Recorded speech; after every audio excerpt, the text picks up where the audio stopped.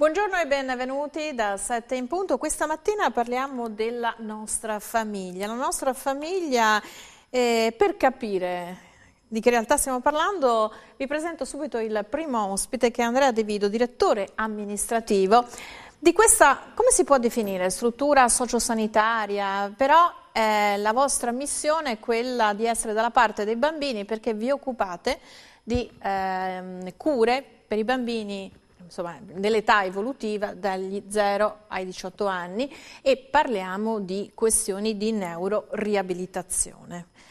Sì, intanto l'occasione è quella di ricordare i 70 anni dalla fondazione della nostra famiglia. Dal punto di vista giuridico noi siamo un ente ecclesiastico civilmente riconosciuto, ma ci occupiamo, come diceva lei, di cura, riabilitazione di pazienti principalmente in età evolutiva, anche nella fascia di età giovane e adulta, con un'esperienza in Veneto, quella della nostra sede di Pieve di Soligo, alla quale accedono pazienti soprattutto che hanno avuto esiti di gravi cerebrolesioni acquisite.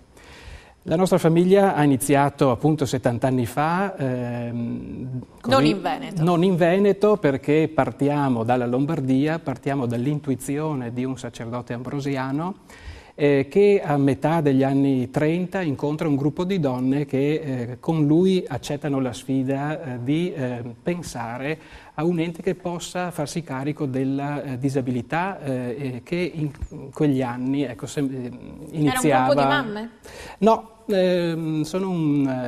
poi è stato fondato un istituto secolare che sostiene l'associazione della nostra famiglia, e da lì, anche come scelta poi vocazionale, c'è stata questa espansione delle attività della nostra famiglia. Detto male, in termini poco tecnici, noi accogliamo bambini che nei nostri centri accedono sia per gravi patologie invalidanti, in alcune sedi anche in stato vegetativo, ma anche utenti che accedono ai nostri centri magari in regime ambulatoriale, con quadri psicopatologici comunque importanti, e alcuni dei nostri utenti accedono poi anche in regime diurno, oppure di quello che noi definiamo tempo pieno, che è un regime a tutti gli effetti residenziale.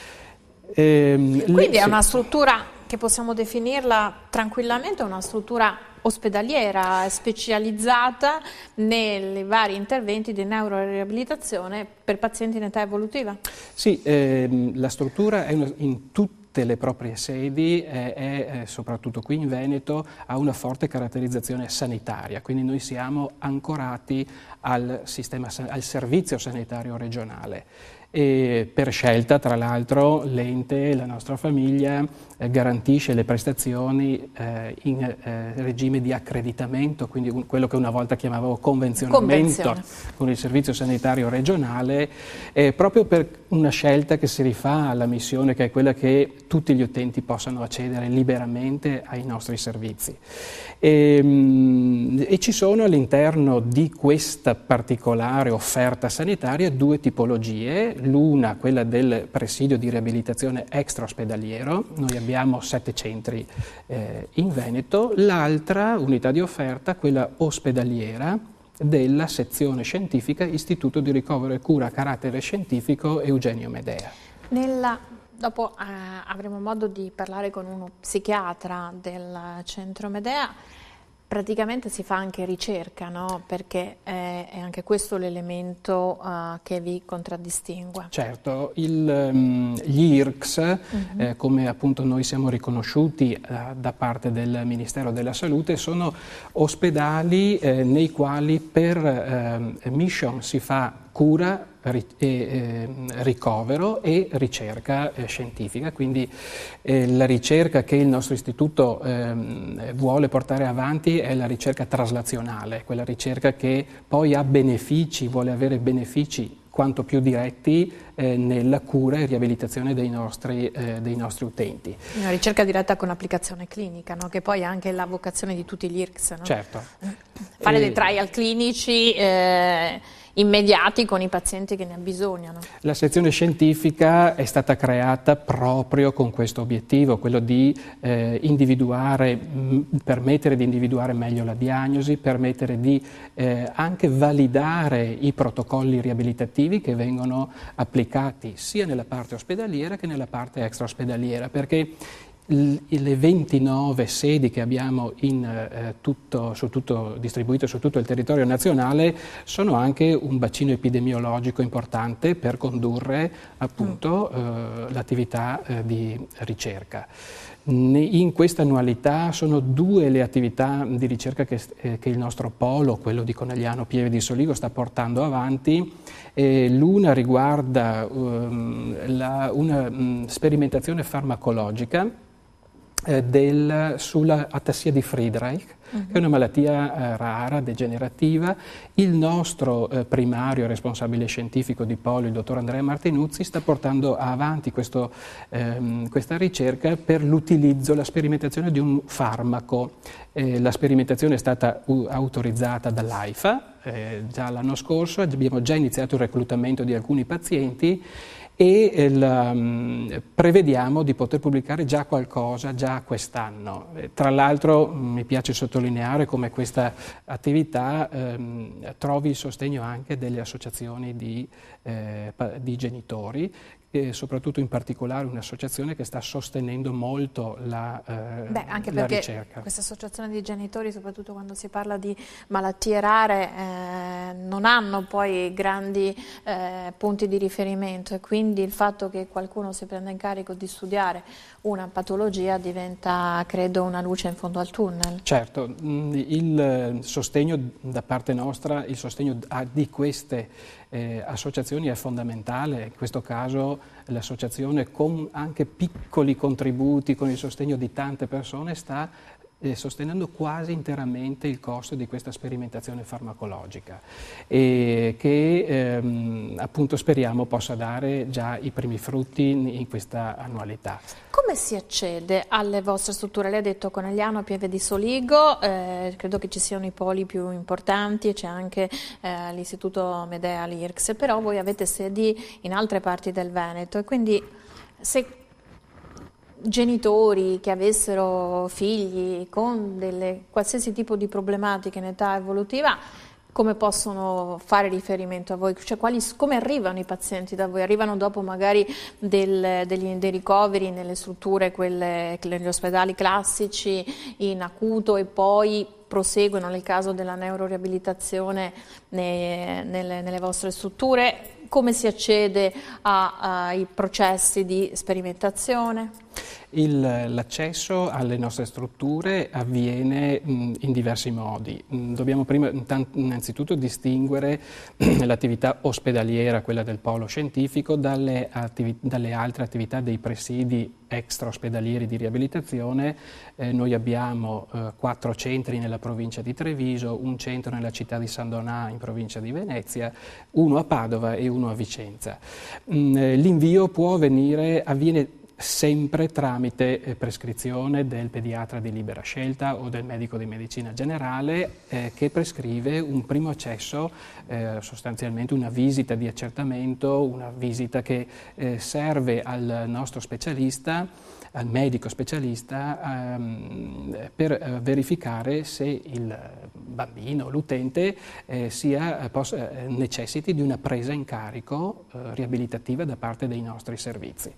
Noi ci distinguiamo per una presa in carico multidisciplinare, però il primo accesso è sempre quello del medico, dal neuropsichiatra infantile allo psichiatra, al neurologo, al medico fisiatra, e che valuta la possibilità, la coerenza o meno della presa in carico del paziente, che ritorna al proprio medico di base o pediatra di libera scelta per la successiva prescrizione degli eventuali trattamenti riabilitativi presso le nostre strutture. Quanto può durare al massimo un trattamento riabilitativo? Perché parlando di neuroriabilitazione anche per gli adulti, facciamo riferimento ad alcuni centri, parlo nel caso di adulti, magari dopo esiti da ictus o incidente stradale, eccetera, eccetera, puoi fare la neuroriabilitazione però per un tempo limitato, con cicli, è un po' il problema, no, dei posti, delle liste d'attesa. Nel caso, voi come riuscite a rispondere alla domanda?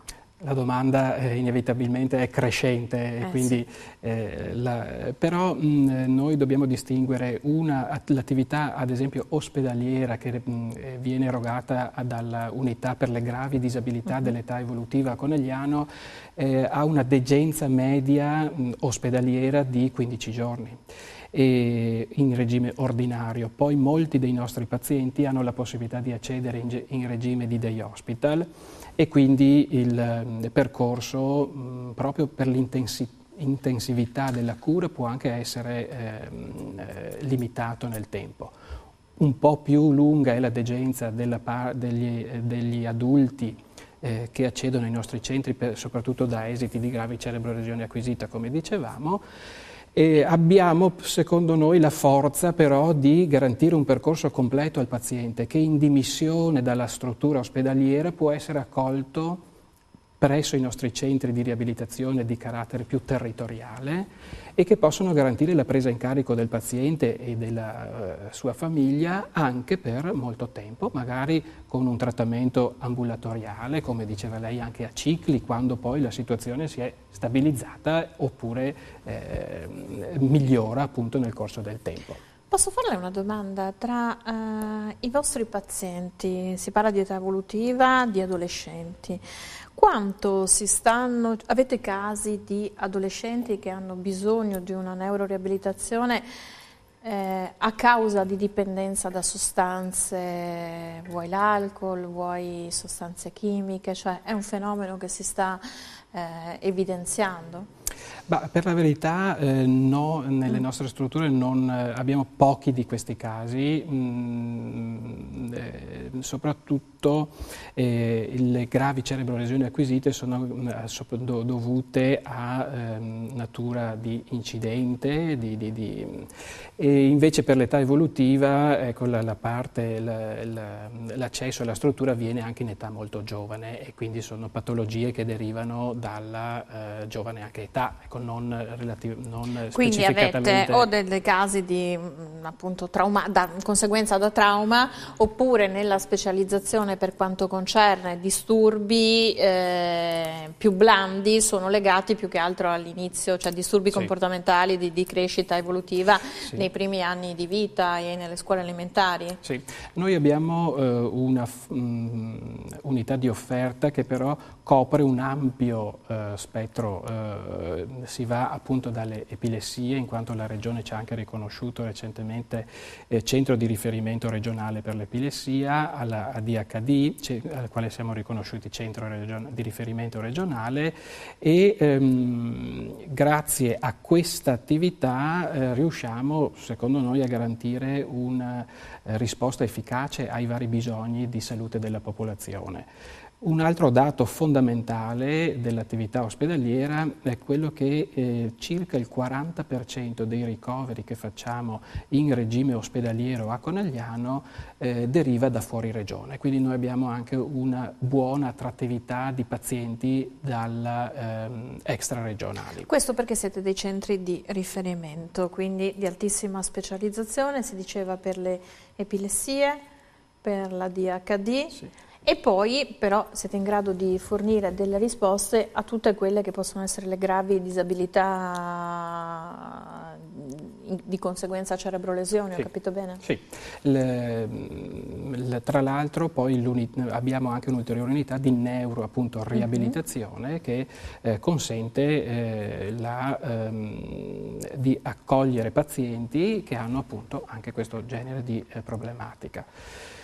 In questi anni abbiamo, soprattutto nell'ambito della riabilitazione neuromotoria, abbiamo anche aggiornato il parco macchine tecnologico perché la buona diciamo, parte dell'attività che svolgiamo è svolta dai professionisti sanitari e quindi noi abbiamo un elevato impiego di capitale umano, di quello che si dice capitale umano, multidisciplinare, dai medici al personale psicologo, ai vari terapisti della riabilitazione, quindi dal fisioterapista al terapista occupazionale, all'educatore professionale sanitario ma stiamo puntando anche sull'investimento tecnologico e abbiamo acquisito recentemente una macchina che si chiama analisi del cammino, una gait analysis, che permette di misurare come avviene il cammino dei nostri pazienti e garantendo un accurato iter sia pre-chirurgico ma anche riabilitativo, con anche comunque conseguenti riduzioni di spesa per la collettività, perché quanto più mirato è l'intervento, ecco che quanto è più efficace e anche efficiente. Tornando alla nostra famiglia, no? Inizia 70 anni fa e ci ha spiegato quali sono stati gli obiettivi di esordio. Qual è, visto che sono 70 anni di attività, di risultati ottenuti al servizio della collettività, al servizio tra l'altro dei più giovani, so che c'è una serie anche di appuntamenti, no? Incontrarti, che da una parte vuole in qualche modo ricordare questi 70 anni di attività, ma in qualche modo anche comunicare che esistete, che siete pronti a dare una risposta, perché spesso di fronte a problemi più o meno gravi il primo impatto è il disorientamento, non sapere a chi rivolgersi, perché lei diceva giustamente può essere il pediatra di riferimento, il medico di riferimento, ma alle volte magari i genitori rimangono interdetti e non sanno subito arrivare laddove c'è la risposta al loro specifico problema. Certo, con l'occasione appunto del 70° anniversario abbiamo pubblicato il bilancio di missione che vuole essere proprio un documento che rende conto alla collettività di quello che facciamo in termini di erogazione di servizi e a favore dei nostri utenti. È un bilancio che così riepiloga l'anno precedente, fatto di molto lavoro a favore dei nostri bambini e delle loro famiglie. E in contemporanea abbiamo pensato a questa tour nazionale che appunto, come ricordava lei, si chiama Incontrarti. Sono previste 2 date in Veneto, l'una il 18 marzo a Conegliano, l'altra il 25 marzo qui a Padova al Teatro ai Colli. È sì uno spettacolo, ma come dice lei vuole anche essere Azzori, vuole essere il volo senza ali, no? Viene definito, che poi è un simbolo proprio di possibilità, di capacità di volare che ormai è universalmente riconosciuta a Simona Azzori. Sì, è un momento di certamente arte, cultura, ma vuole, come ricordava lei, lanciare anche un messaggio. Simona Azzori ci insegna che si può davvero volare senza ali, come diceva lei, credo sia un grosso messaggio che diamo anche alle famiglie, perché nessuna vita può essere considerata compromessa, ma c'è l'opportunità davvero per tutti. Se non sbaglio, uno dei vostri punti cardine della vostra etica, della vostra filosofia è quello di non partire dal considerare una diversità da un'ipotetica normalità, ma da considerare, verificare una persona, un bambino, un ragazzo per quello che è, come se non esistesse una normalità, che poi è una normalità che è frutto di una convenzione, perché la maggior parte di bambini sono così, li riteniamo che siano normali, magari sono più non so se mi sono spiegata. Questo è il vostro principio?